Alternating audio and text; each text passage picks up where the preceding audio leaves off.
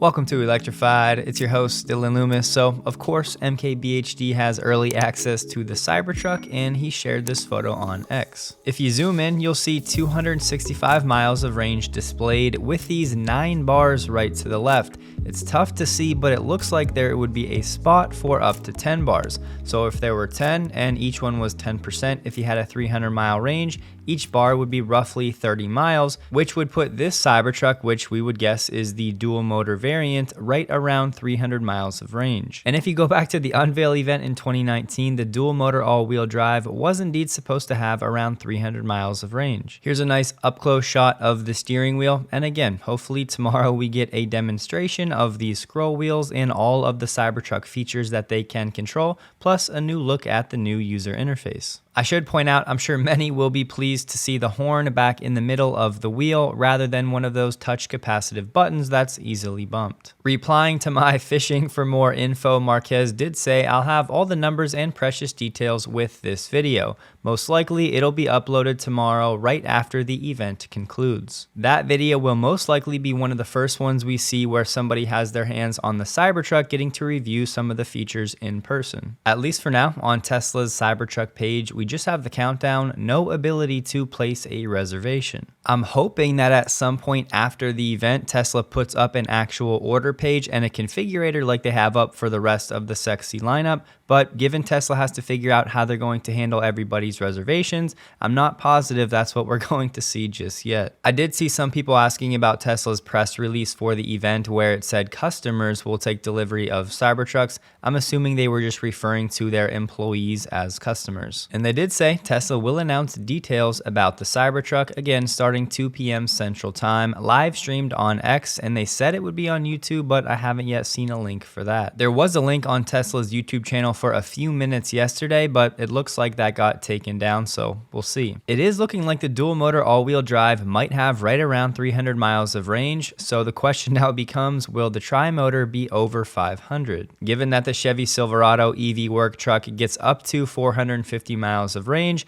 I would expect that to be a minimum for the tri-motor Cybertruck. The first Model 3 Plus has officially been delivered in Malaysia. Don't forget, this market is slowly turning into a key one for Tesla as Malaysia is very focused on EVs. Tesla also just signed an agreement with Malaysia recently where Tesla will be able to sell its vehicles made in Shanghai directly in Malaysia without any import tariffs or middleman markup. Tesla's also in the process of setting up an HQ in Malaysia. They're busy rolling out the supercharger network over there, and Tesla has plans to embark on EV battery manufacturing in Malaysia as well. This one will go mostly overlooked, but it's something I really love to see. Esther pointed out that since yesterday, Tesla's solar array at a V4 location in France has actually been operational, and yes, this V4 location is open to all EVs. This right here really should be the blueprint for most supercharger locations. Not only will this help to drive down Tesla's energy costs over the long term, but it doubles as a element protector from the rain and snow. Good to see this one up and running, and hopefully in the years ahead we see plenty more just like this. This right here is a great reminder of the really astounding feat that Tesla has pulled off over the past decade. Dann doch mal einen Satz zu Tesla sagen, bei allem Respekt, bei allem Respekt,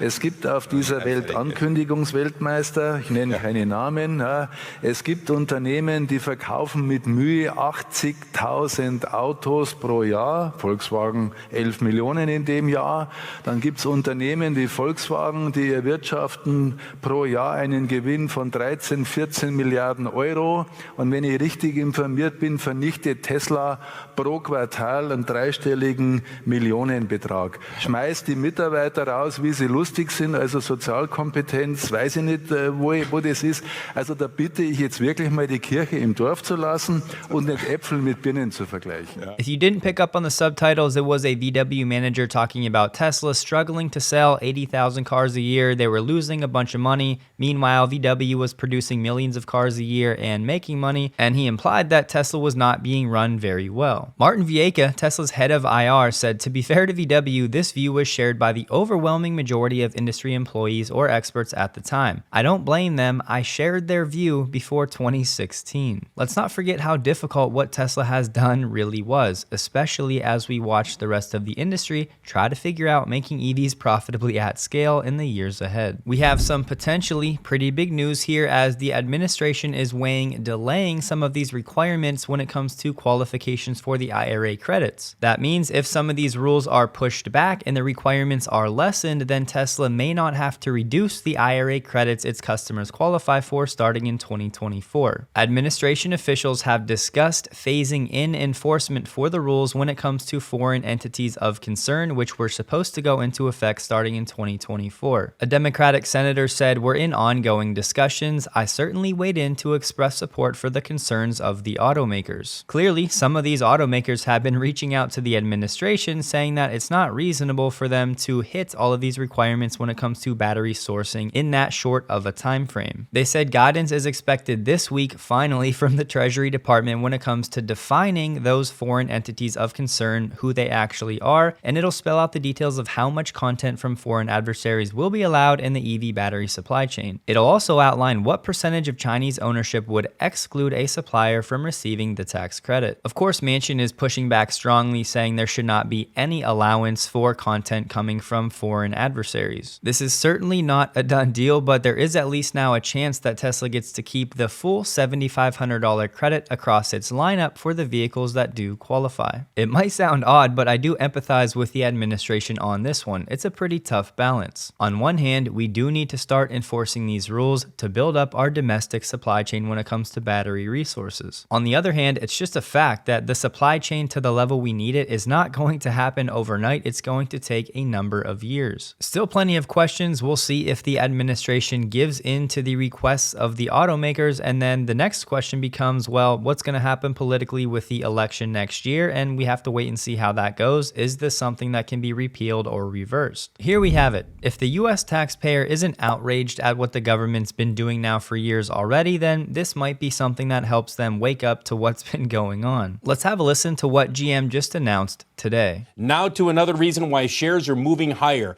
General Motors deciding, you know what? We paid the union, and now it's time to pay the shareholders. This is a big move. A $10 billion accelerated stock repurchase program is being announced. $6.8 billion of GM shares immediately retired. I did the math. Depending on where they settle out on the trades, it's going to be about 17% of the float that's out there right now. 33% increase in dividend. The quarterly dividend up 3 cents a share, going to 12 cents a share in 2024. Big moves by General Motors this morning. They came out and they said, you know, we've got about $1.5 billion in EV investments that are expected to kick in next year. We're deferring those. We're pushing those out. There clearly is a shift at General Motors, and I think we'll probably hear the same thing from Ford when it presents at an investor conference tomorrow. The shift being, look, we piled a lot of money into EVs. That market is not developing as quickly as we thought it was. We're still going to be investing there, but in the meantime, we need to be more judicious with our capital outlays. First of all, right after GM ratifies new contracts with the UAW, it comes out and says, hey, here's another $10 billion for a share buyback program. You have to wonder how the UAW members are feeling about that right now. If you're thinking, Dylan, they're probably loving this. GM stock is up almost 10% today. Just remember, this is purely short-term financial manipulation, nothing more. We don't have to get into the whole buyback debate right now, but this simply means that GM is now going to have $10 billion less that it's spending on things like R&D and electric vehicles and battery capacity. As a GM investor, you would want them to take some of that money to figure out what's going on with their market share in their joint partnership with SAIC in China, where they've gone to 15% market share down to around 7 to 8%. And comically, Mary Barra has said that she thinks GM's shares remain undervalued. She reiterated the plan for GM to achieve low single-digit profit margins on EV operations by the end of 2025, and she added, I'm personally not happy with where the stock price is. Truth is, I wouldn't be happy either. Over the last 13 years, you can see the number of days right here. I know you can't see the years down here. GM stock is up only 20% after 13 years. And that's after this 9% move today. Today, GM also said that its new labor deals with the UAW will cost it $9.3 billion. Now that GM has some clarity, they're announcing lower profit expectations for this year. They reduced their guidance for net income to a range of $9.1 to $9.7 billion, down from a previous guidance of $9.3 to $10.7 billion. They said the total impact for the UAW strike will cost them $1.3 billion in 2023, including the higher wages and the benefits in the deal. Barra said, "We expect the pace of Cruise's expansion to be more deliberate when operations resume." And their CFO said that spending on Cruise next year will be down hundreds of millions of dollars. Cruise, which will of course be cutting a non-trivial number of jobs, also lost $700 million in the third quarter and $8 billion since 2016. Mary also said she was disappointed with EV production this year and keeps pointing at the battery module assembly delays. Plus, GM said that the new labor deals with the UAW will add $3 per kilowatt hour to battery cell costs. In a separate article, GM CFO said the strike-related costs are the result of 95,000 vehicles lost in production thanks to the strike. But why should the taxpayer be upset? Well, let's take a trip down memory lane. Toward the end of last year, the DOE gave Ultium Cells, GM's joint venture, $2.5 billion for battery cell manufacturing. This money was to help finance the construction of their 3 factories for the Ultium joint venture. However, rather than pushing forward to create all of those good-paying jobs, Ultium Cells' Spring Hill plant is now going to be pushed back until sometime in 2024 due to construction delays. And rather than using more of that money to try to figure out what's going on with these Ultium battery production and assembly delays, they're just going to go ahead and do a $10 billion buyback. There's more though. You may recall the DOE announcing $15.5 billion in new grants and loans to support a just transition to EVs. That number included $12 billion for domestic conversion of manufacturing facilities and another $3.5 billion for the battery supply chain funding. Now, of course, GM is not getting all of this money, but it's also getting a number much bigger than zero. GM has been receiving all of this federal funding for EVs and battery production, while at the same time, they just push back and delay all of that EV production and battery cell manufacturing. Here we have GM pushing back plans to 2025 for converting a plant in Michigan to EV production. And it's not GM just cutting and delaying when it comes to EVs and batteries, but autonomy as well when it comes to Cruise. Surprisingly, Dan Ives said finally some good news for GM, and sure, maybe in the very short term when it comes to the stock price, but from a long-term perspective, GM is in for a world of pain. Simply put, rather than GM taking those billions of dollars to do the hard work of investing and creating good jobs and pushing forward a cleaner, safer future, they're effectively cutting back and delaying all of that, and instead they're going to choose to boost the stock price in the short term artificially, which indirectly taxpayers are funding. Not a Tesla app shared some 4.27 release notes for the mobile app. One of those was points of interest. You can now click on certain points of interest and get more information and a different view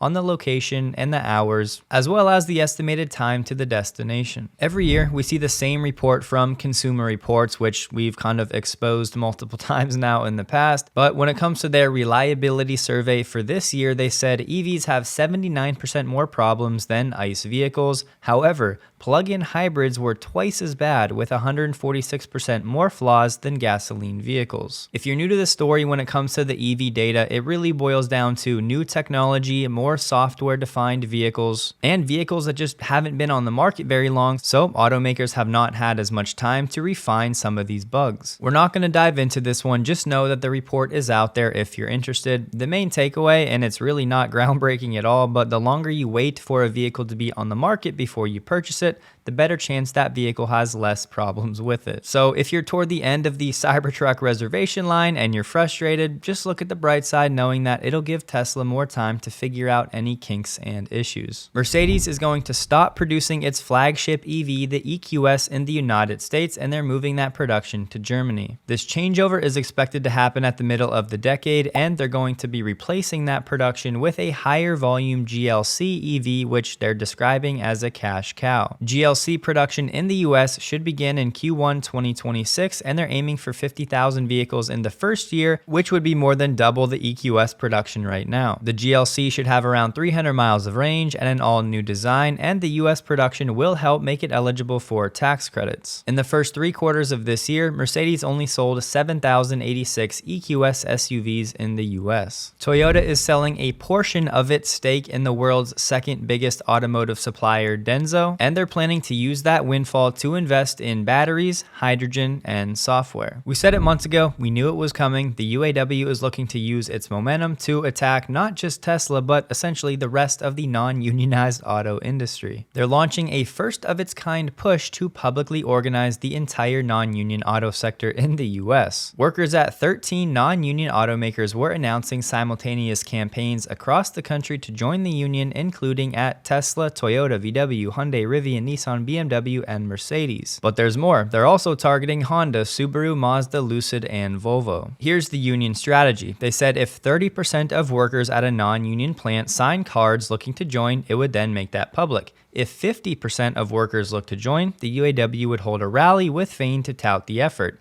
At 70% and with an organizing committee in place, the UAW would seek recognition or demand a union representation vote. It looks like in the months ahead, we're in for some interesting back and forth when it comes to the UAW and those non-unionized workers at other automakers. The UAW actually has a website up now for this first-of-a-kind move. It's uaw.org/join, and for Tesla, they said, Elon's the richest man in the world with a net worth of $230 billion.